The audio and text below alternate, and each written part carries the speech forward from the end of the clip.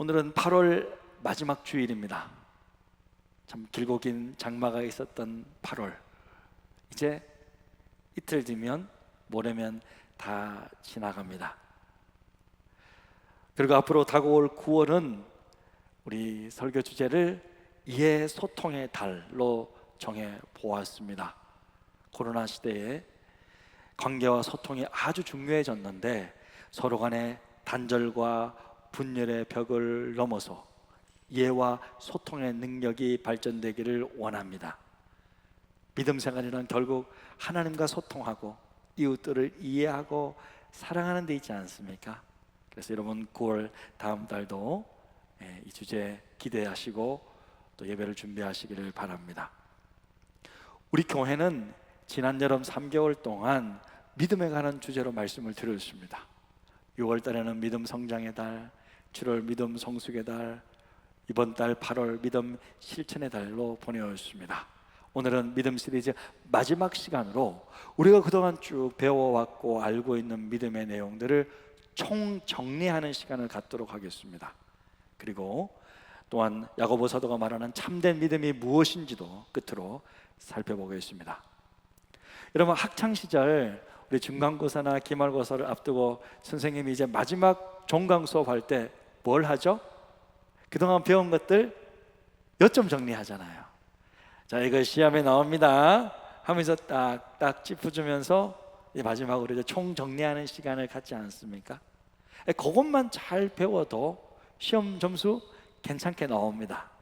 저도 오늘 그렇게 여러분에게 믿음에 관한 내용들을 요점 정리해 주기를 원해요. 딱딱딱딱. 그래서 여러분 이것만 잘 배워도 우리 믿음 생활에 큰 유익이 있을 것입니다. 조금 딱딱하게 느껴질 줄 모르겠지만 그래도 믿음에 대한 레슨을 한번 받아보시기를 바랍니다. 믿음이란 무엇입니까? 여러분, 믿음에는 일정한 법칙이 있습니다. 원리가 있습니다.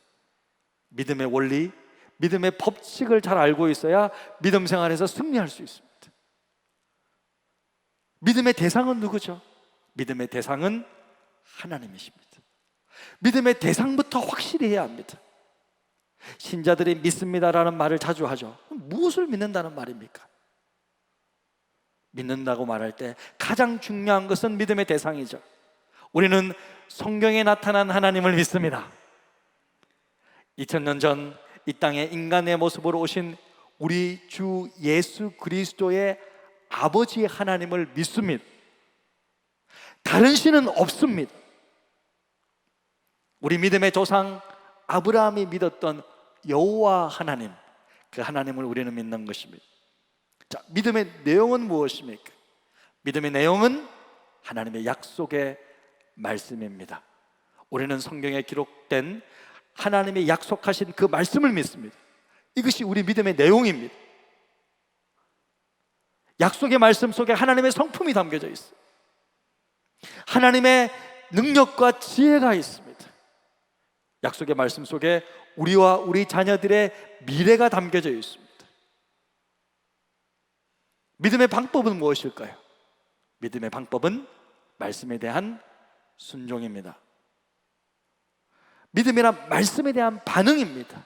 그 반응은 순종으로 나타나는 거예요.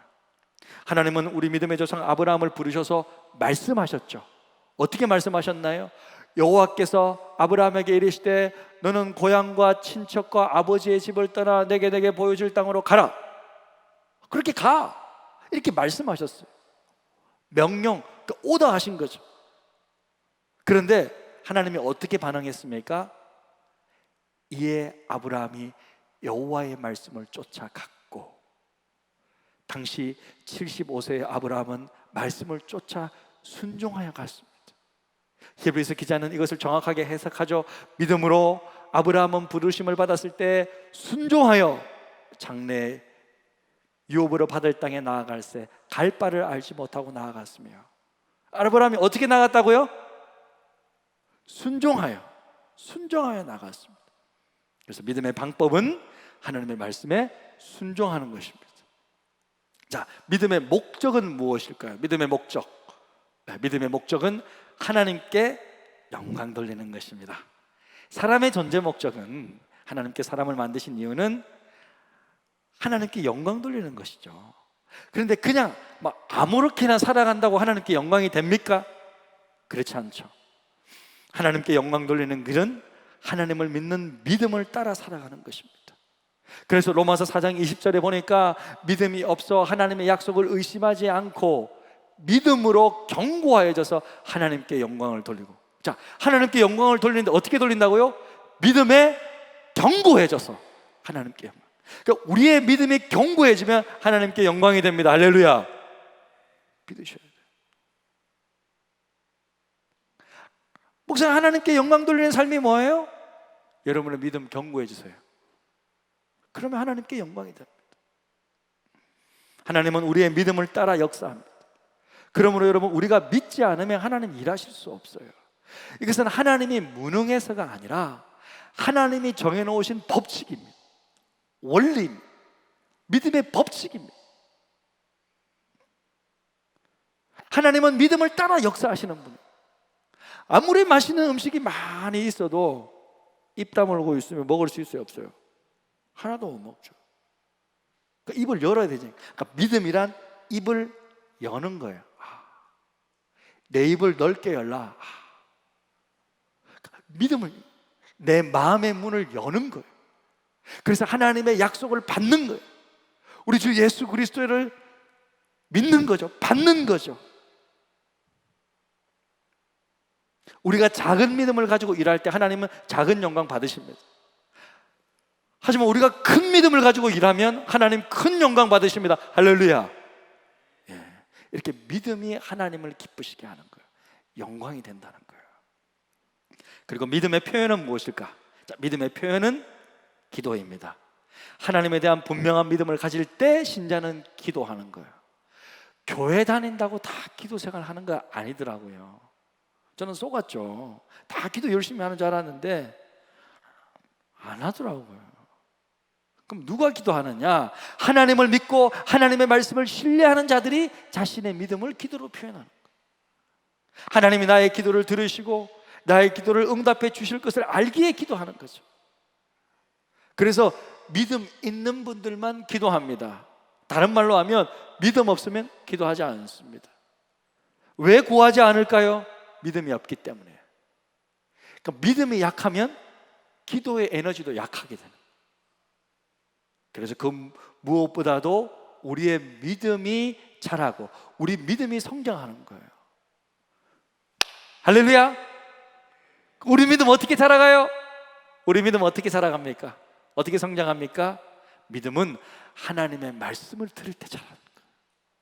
로마서 10장 17절에 그러므로 믿음은 들음에서 나며 들으면 그리스도의 말씀으로 말미암았느니라. 그러니까 말씀을 듣고 말씀을 배우고 말씀을 접할 때 믿음이 자라가는 거죠. 말씀은 믿음이 자라가는 영양분입니다. 믿음의 양식이 말씀이에요. 또한 믿음은 기도 응답을 체험할 때 자라죠. 아무리 사소한 거라 할지라도 하나님이 정말 나의 기도를 들으시고 신실하게 응답해 주시는 것을 경험할 때 우리 믿음이 자라는 거죠. 결국 말씀과 기도를 통해 우리의 믿음 자라고 성장합니다. 자, 그러면 이렇게 자란 믿음 언제 강해집니까? 자, 믿음은 시련과 인내를 통해 강해집니다. 그러니까 성숙해진다는 거죠. 믿음은 시련을 통과할 때 성숙해지는 거예요. 그 인내 속에서 강해지는 거죠. 우리 믿음은 시련을 통과할 때 그 실체가 드러나는 거예요. 아무 문제가 없을 때는 잘 드러나지 않다가 문제가 생겼을 때 우리 실제 믿음이 드러나는 거예요. 사람의 성품은 언제 드러나죠? 화날 때, 밥 뺏어 먹을 때, 그죠? 그럴 때 막 성품이 나오잖아요. 딱 결정적인 순간에 딱 화가 이렇게 반응을 합니다. 우리 믿음도 그럴 때, 시련을 통과할 때 나오는 거예요. 그러니까 문제에 어떻게 반응하는지 보면 우리 믿음의 수준을 알 수 있는 거예요. 베드로전서 1장 7절에 보니까 너희 믿음의 시련이 불로 연단하여도 없어질 금보다 더 귀하여 예수 그리스도의 나타나실 때 칭찬과 영광과 존귀를 얻게 하려 함이라. 자, 근육은 여러분 몸을 버티게 해주고 받쳐주는 힘이 되잖아요. 근육이 더욱 오래 견딜 수 있도록 하는 힘이죠. 시련과 인내는요, 믿음의 근육을 키워주는 거예요. 그러니까 어떤 상황에서도 믿음으로 승리하는 삶을 살게 해주는 원동력이 되는 거죠. 자, 믿음의 결과는 무엇일까요? 자, 믿음의 결과는 상급을 받는 것입니다.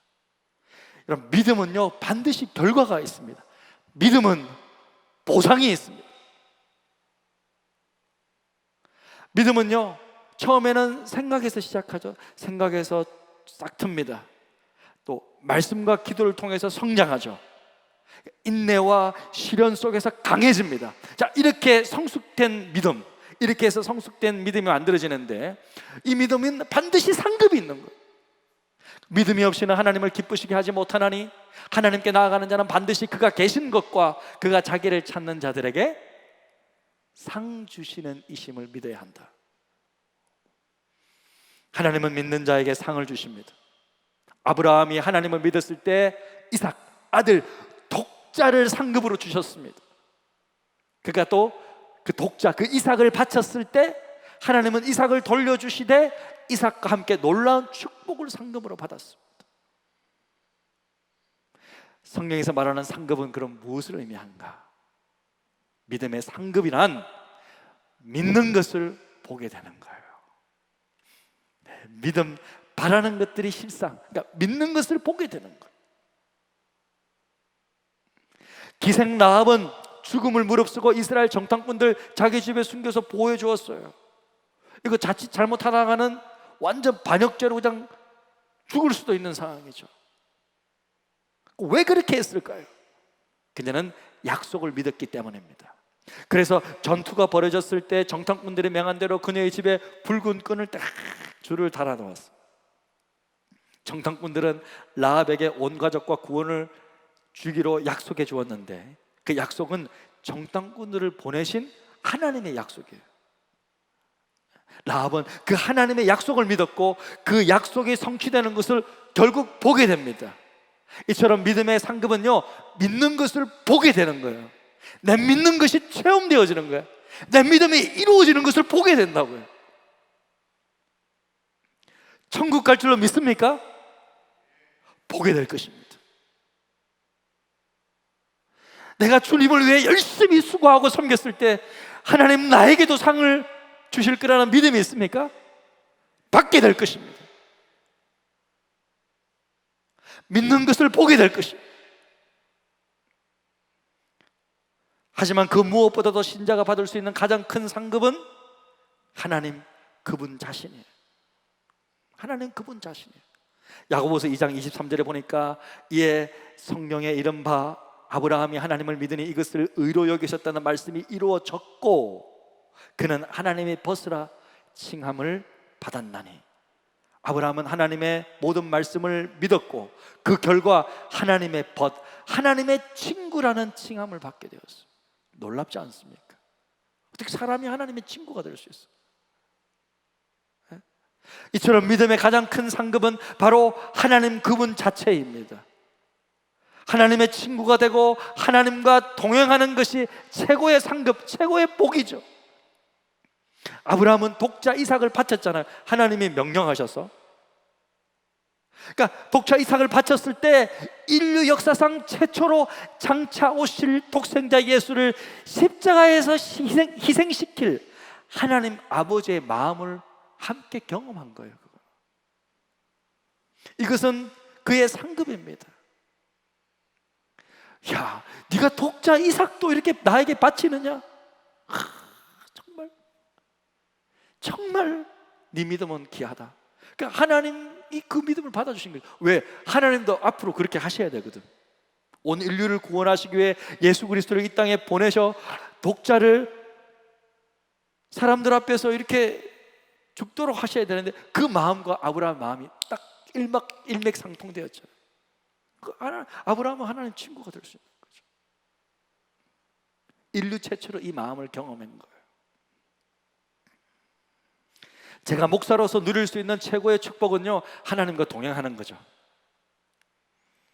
공식적으로 하나님의 말씀을 읽고 연구하고 여러분들에게 나누고 여러분들을 위해 기도하고 여러분들을 찾아가서 신방하고 기도해주고 축복해주고 여러분의 아픔을 함께 아파하고 기쁜 것 함께 기뻐하고 하나님과 동행하면서 하나님 저에게 주신 은혜와 사랑들을 여러분에게 마음껏 나누면서 살아가는 것, 그것이 목사의 축복이죠. 영광이에요. 특권입니다. 여러분들을 주님께 부탁드리고 기도할 수 있다는 것, 제게 이보다 더 큰 놀라운 특권이 없어요. 기도하면 반드시 응답해 주실 것을 믿게 해. 믿음의 기도는 반드시 보상이 있다는 것을 알기에 더욱 간절히 기도할 수 있습니다. 할렐루야. 그게 저의 축복이에요. 사랑하는 성도 여러분, 이처럼 믿음은 놀라운 결과와 상급을 가져옵니다. 사람을 변화시킵니다. 인간 존재를 영원히 바꾸어버린다.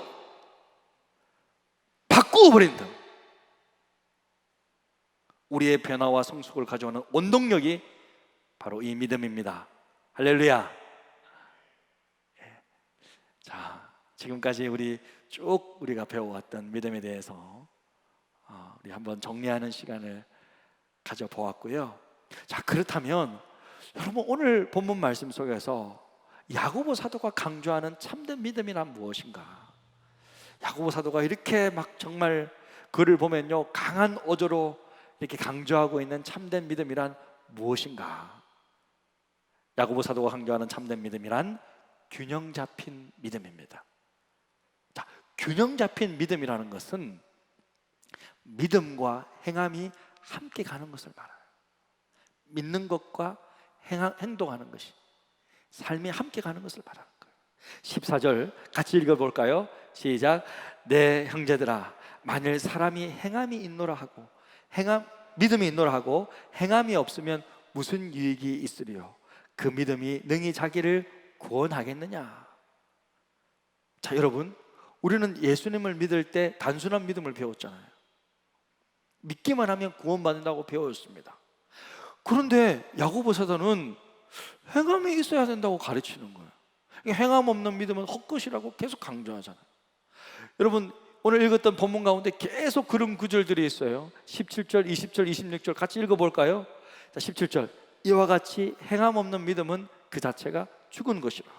20절에도 허탄한 사람아, 행함 없는 믿음이 헛것인 줄을 알고자 하느냐. 자, 26절에도 영혼 없는 몸이 죽은 것 같이 행함 없는 믿음은 죽은 것이다. 이렇게 야고보 사도는 믿음과 함께 행함을 강조해요. 자, 그럼 이거 어떻게 해석해야 될 것인가? 우리가 알고 있듯이 사도 바울은 믿음으로 구원받는 것이지 아무리 우리가 착하게 바르게 행한다고 해서 구원받는 것이 아니라고 가르쳤죠. 그러면 야고보 사도가 말하는 것과 사도 바울이 말하는 것 좀 다른 믿음이 아닌가, 모순되는 것이 아닌가, 그런 생각이 들 수 있습니다. 그런데 실은 사도 바울과 사도 야고보가 말하는 믿음은요, 서로 다른 믿음을 말하는 것이 아니라 조화롭게 연결되어 있어요. 같은 것을 말하는 거예요. 바울은 구원의 뿌리로서의 믿음을 강조하는 거죠. 구원은 인간의 행위가 아니라 오직 예수 그리스도를 믿음으로 받는 것입니다. 할렐루야. 어떠한 인간의 행동도 어떠한 인간의 행위도 그 하나님의 하나님의 그 의로움을 이룰 수 없기 때문입니다. 오직 죄가 없는 이 세상에 있는 인간 중에서 죄가 없는 유일한 분, 그러니까 여러분, 누군가가 우리 인간들을 위해 죄를 대신해서 죽어야 되는데 이 세상에 죄가 없는 존재가 있어요, 없어요? 없잖아요. 그래서 예수님께서 이 땅에 내려오셨어요. 유일하게 죄가 없는 분이 이 땅에 오셔서 이 세상에 있는 모든 죄인들의 죄를 다 뒤집어 쓰시고 대신 죽어주셨습니다. 십자가에서 대신 죽어주셨습니다. 나를 대신해서 인간들의 모든 죄를 대신해 죽으셨어요. 그래서 이 사실, 내가 원래 죄인이었지만 예수께서 내 대신 이 땅에 오셔서 대신 죽어주셨다라는 것을 대신 죽어주셨으니까 내가 죽은 거예요. 원래 내가 죽어야 되는데 누군가가 대신 죽어줬다 그러면 내가 죽을 필요가 없다는 뜻이죠. 그래서 이 죄의 문제가 해결되고 의인이 되어야 하나님 앞에 의를 이룰 수 있죠. 하나님과 교제할 수 있고 하나님과 소통할 수 있는 그 하나님과의 관계가 열리게 됩니다. 자, 이 복음의 사실을 믿음으로 받고 나의 죄의 문제가 해결되어야지만 구원받는 것입니다. 할렐루야. 자, 사도 바울은 이것을 강조한 거죠. 자, 어떤 인간의 노력이나 행동도 하나님 앞에 의를 달성할 수가 없는 거죠. 구원받을 만한 그런 행위가 될 수는 없다는 거죠. 반면 야고보 사도는요, 그렇게 구원받은 이후에 삶의 열매가 나타나야 한다는 것을 강조하는 것입니다. 바울은 우리가 의롭다함을 입은 것은 행위가 아니라 믿음이라고 가르칩니다. 바울은 구원받는 믿음의 뿌리를 잘 설명해 주었고, 야고보는 구원받은 이후 믿음의 열매를 강조하는 거예요. 구원받은 사람은 이렇게 살아야 된다. 그러니까 바울은 어떻게 그리스도인이 될 수 있는가 설명해요. 로마서에서 이걸 다 말해준 거예요. 어떻게 신자가 되는 거야. 근데 야고보는 어떻게 우리가 그리스도인인 것을 삶 속에서 증명해 보일 수 있는가 강조하는 것입니다. 자, 믿음에서 시작해서 행함으로 결론이 나는 거죠. 자, 그래서 오늘 본문 말씀을 통해서 좀 정리해 보면요, 야고보 사도가 말하는 참된 믿음이란 뭐냐면, 참된 믿음은 말만 하는 것이 아니라는 거예요. 말만 하는 것이 아니다. 입술로 참된 믿음을 논하는 것이 아니다. 두 번째는 참된 믿음은요, 단지 느끼는 것만도 아니다. 느끼는 것만도 아니다. 야고보서 2장 15절 16절에 보니까 만일 형제나 자매가 헐벗고 일용할 양식이 없는데 너희 중에 누구든지 그에게 이르되 평안히 가라, 덥게 하라, 배부르게 하라, 그 몸에 쓸 것을 주지 아니하면 무슨 유익이 있으리요. 이렇게 마음에 감동이 있고 느끼는 것으로 끝내는 것이 참된 믿음이 아니라는 거죠. 예배 시간에 눈물이 있다는 것은 축복입니다. 감격입니다. 좋은 것이죠. 하지만 예배 중에 눈물을 흘렸다고, 내 마음속에 감동이 있었다고 참된 믿음을 가졌다라고는 말할 수 없다라는 거예요. 밥을 못 먹고 배고픈 사람에게 왜 식사를 못 하셨어요? 왜 식사 못 하셨어요? 참 배고프시겠어요? 저는 배고픔이 뭔지 알아요. 참 힘든 건데. 안녕히 계세요 하고 갔다. 이게 참 믿음을 가진 사람이냐? 아니라는 거예요. 참 믿음 있는 사람은 어떤 사람이에요? 그래도 호주머니를 열고 밥 한 끼라도 섬겨줄 때 그게 사랑이잖아요. 그게 믿음 있는 사람이에요. 그러니까 참된 믿음이라는 것은 느낌이 아니라 삶이라는 거예요. 삶으로 실천하는 거예요. 그리고 참된 믿음은요, 밖으로 드러나게 있습니다. 자, 야고보서 2장 18절 같이 한번 읽어볼까요? 시작. 어떤 사람은 말하기를 너는 믿음이 있고 나는 행함이 있으니 행함이 없는 내 믿음을 내게 보이라. 나는 행함으로 내 믿음을 내게 보이리라 하리라. 자, 어떻게 한다고? 믿음은 보인다. 믿음은 드러난다는 거예요. 그러니까 믿음을 가졌다면 그렇게 살아간다는 거예요.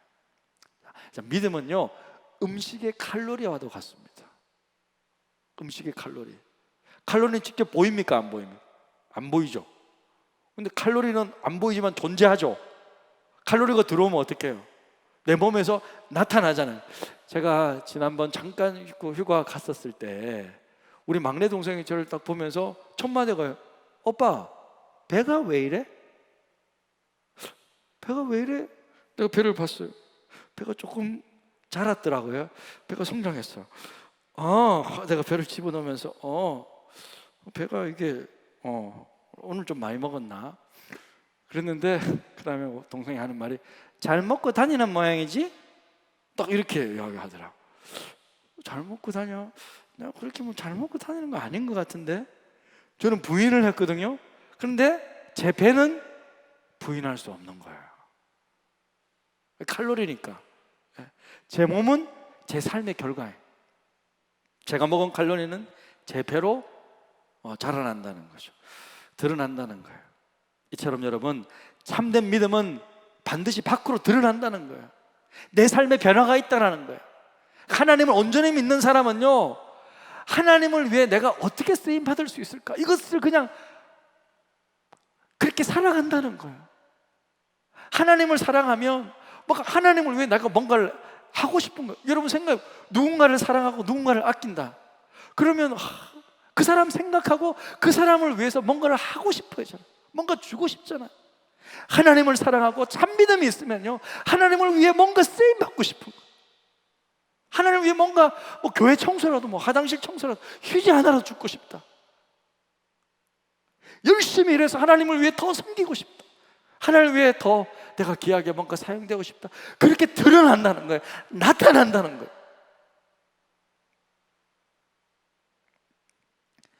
그래서 여러분, 결론적으로 참된 믿음은 여러분 지식을 축적하는 데 있지 않습니다.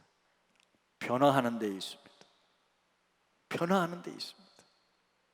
야고보서 2장 19절, 내가 하나님은 한 분이시는 줄을 믿느냐? 잘하는도다. 귀신들도 믿고 떠느니라.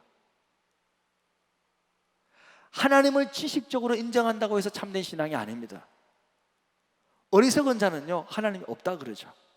어리석은 자는 그의 마음에 이르기를 하나님이 없다 하는도다. 근데 귀신은 어리석은 자가 아닌 거야. 귀신은 하나님도 알고 하나님을 믿어요. 귀신은 무신론자보다 똑똑하죠. 귀신이 예수님을 만났을 때 그 발 앞에 엎드려 하나님의 아들임을 선포합니다. 마가복음 3장 11절에 보면 더러운 귀신들도 어느 때든지 예수를 보면 그 앞에 엎드려 부르짖어 이를 때 당신은 하나님의 아들이다. 신앙 고백을 하는. 오늘날 많은 사람들이 예수님을 하나님의 아들로 믿지 않습니다. 왜요? 어리석기 때문이죠. 그러나 귀신들은 예수님을 하나님의 아들로 알고 있고, 심지어 귀신은요, 지옥이 있다는 것도 알고 지옥이 그들을 기다리고 있다는 것도 알아요. 예수께서 말씀 보면요, 예수께서 내 이름이 무엇이냐 물으신 적 이르되 군대라 하니 이는 많은 귀신이 들렸습니다. 무저갱으로 들어가라 하지 마시기를 간구하더니. 무저갱이 뭐예요? 지옥을 말하는 거예요. 지옥이 있는 것을 아는 거예요. 지옥을 무서워해요. 귀신들도. 하나님에 대한 지식도 있고 하나님을 두려워하는 정서적인 감정도 있어요. 많은 사람들이 가진 하나님에 대한 지식은요, 귀신보다 못해요, 솔직히. 그러나 귀신은 예수님께 자신을 드리지는 못하는 거예요. 경배하지는 못하는 거예요. 예배하지는 않는 거예요. 인격적인 관계는 없어요. 인격적으로 삶을 드리는 온전한 헌신은 없는 거죠. 알고 믿고 다 두려워하는 것도 있고 다 있지만 자신을 온전히 드리지는 않습니다. 하나님에 대한 지식을 가졌다고 해도 하나님께 자신을 온전히 드리지 못하고 행함이 없고 삶의 변화가 없으면 그 믿음은 유익이 없습니다. 이것이 야고보 사도가 말하고 싶은 거예요. 이것이 야고보 사도가 말하고 싶은 거예요. 행함이 없는 믿음은 죽은 믿음이다. 귀신도 그 정도는 안다, 그런 거예요.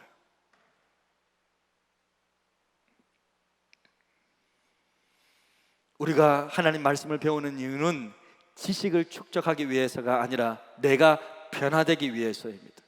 오늘 8월 마지막 주일, 믿음 실천의 달.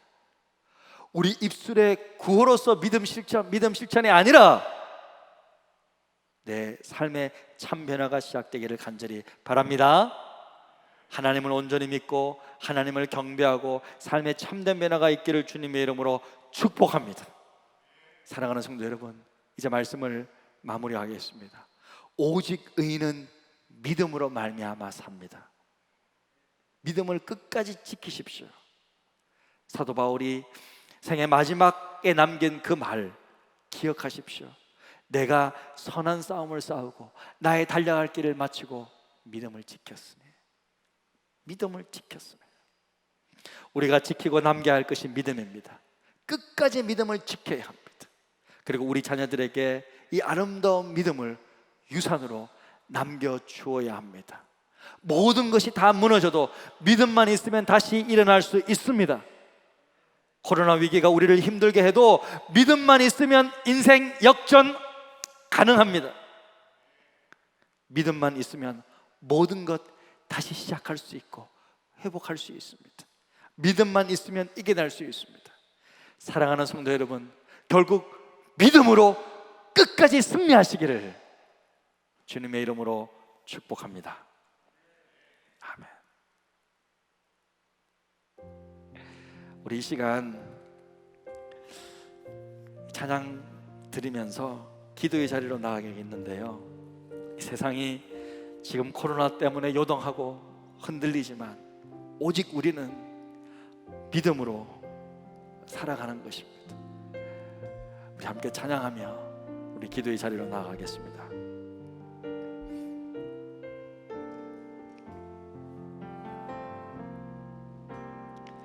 세상 흔들리고 사람들은 변하여도 나는 주를 섬기리. 주님의 사랑은 영원히 변하지 않네. 나는 주를 신뢰해. 세상 흔들리고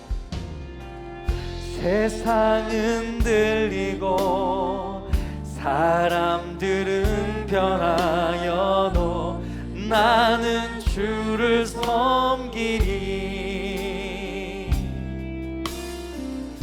주님의 사랑은 영원히 변하지 않네.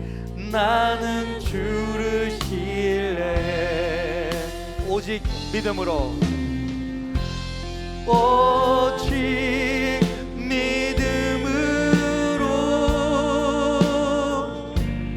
믿음으로 내가 살리라. 오직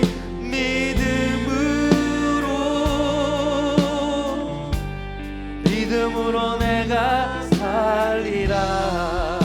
믿음 흔들리고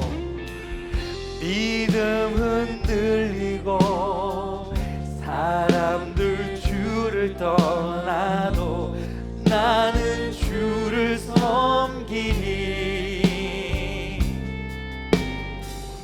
주님의 나라는 영원히 쇠하지 않네. 나는 주를 신뢰해. 오직 믿음으로, 오직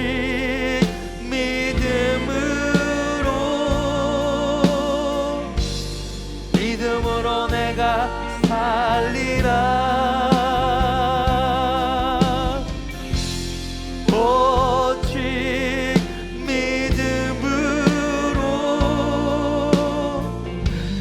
믿음으로 내가 살리라. 그렇습니다. 오직 의인은, 오직 의인은 믿음으로 말미암아 살리라. 오직 의인은 믿음으로 말미암아 살리라.